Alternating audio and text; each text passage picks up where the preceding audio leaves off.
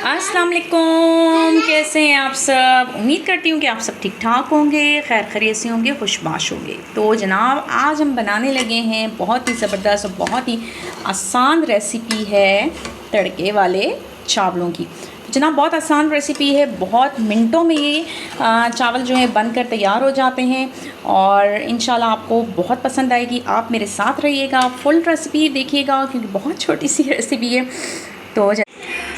तो जनाब हम शुरू करते हैं ये तड़के वाले ज़बरदस्त से चावल। तो जनाब शुरू अल्लाह के नाम से जो बड़ा मेहरबान और नहायत रहम करने वाला है। चले जनाब हम शुरू बनाते हैं आज की मज़ेदार और सादा सी डिश। तो जनाब तड़के वाले चावल बनाने के लिए मैंने एक अदद दरमियाने साइज़ का प्याज लिया है और इसको मैंने इस तरीके से काट लिया है। और इसके साथ ही मैंने 1 किलो जो चावल लिए हैं इसको मैंने अच्छे से साफ़ करके इसको धो लिया और इसको मैंने भिगो दिया है। तो जनाब पतीले में 1 अदद प्याज मैंने डाला है और साथ ही मैंने ऑयल डाल दिया है। आप चाहें तो घी में भी इसे बना सकते हैं। बस अभी इसे हम ब्राउन करते हैं। तो जनाब ये देखें थोड़े से ब्राउन हो गए, थोड़ा सा इसको हम और कलर देंगे।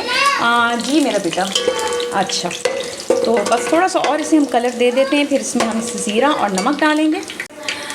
जी जनाब अब इसमें मैं डालने लगी हूँ जी, अच्छा दूध 1 चम्मच जो है मैं इसमें डालने लगी हूँ ज़ीरा और साथ ही कुछ 8-9 हैं जो साबुत काली मिर्च हैं और 1 चम्मच या हस्ब ज़रूरत आप नमक इसमें ऐड कर दें और इसको भी हम फ्राई करेंगे अच्छे से।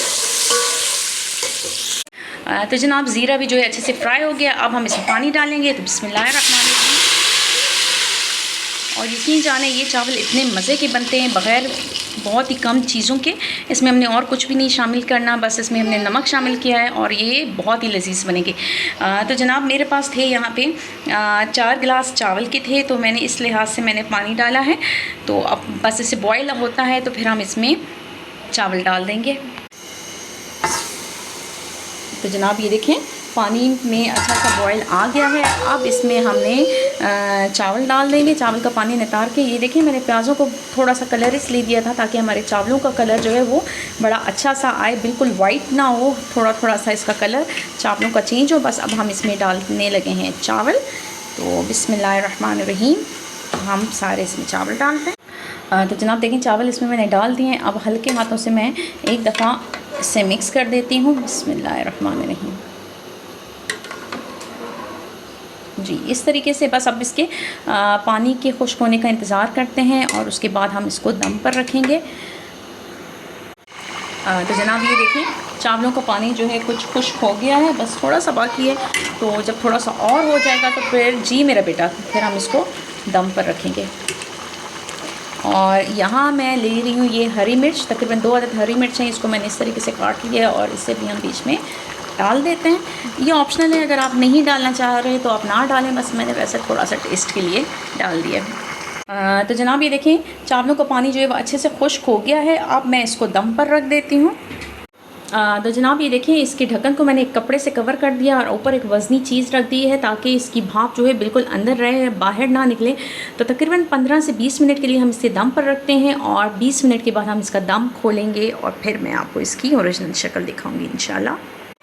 तो जनाब तकरीबन 20 मिनट हो गए, हम दम को खोलते हैं। बिस्मिल्लाहिर्रहमानिर्रहीम।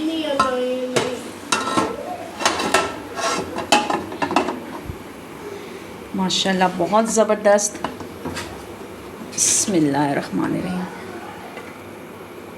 ये देखें माशाल्लाह बिल्कुल खिले खिले से चावल हमारे माशाल्लाह तैयार हो गए।